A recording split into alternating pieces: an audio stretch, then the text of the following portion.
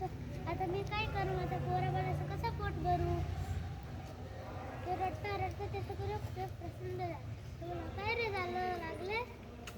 तर बोलतो नाही, मी लाकडं तोडत होता तर माझ्या हातातून कुडाळ निसटली, ती पाण्यात जाऊन पडली.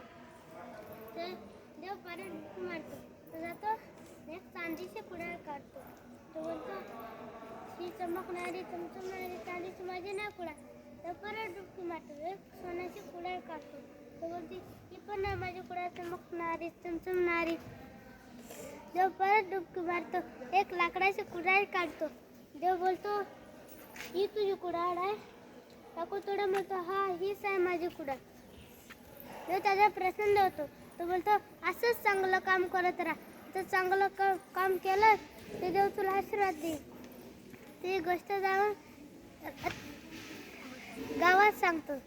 तो एक त्याच्यातला एक माणूस घमंडी असतो. तो पण जातो. ते विहीर असते त्याच्यात पलीकडे एक झाड असते. ते झाडावरती तो चढतो. तिथं त्याची कुडाळ मुद्दामच पाण्यात पडतो. तसाच बोलतो आता मी झाडावर खाली उतरतो. तसाच बोलतो. तो बोलतो आता मी काय करू, माझी कुडाळ पाण्यात पडली. तर पण रडायला झोपतो. त्याच्यावर ते प्रसन्न होतं. तो बोलतो काय रे झालं, काय लागलंय. बोलतो नाही माझी कुडाळ पाण्यात पडली. देव खूप डुबकी मारतो. तू सोन्याची कुडाळ काढतो. हीच आहे माझी कुडाळ. देव बोलतो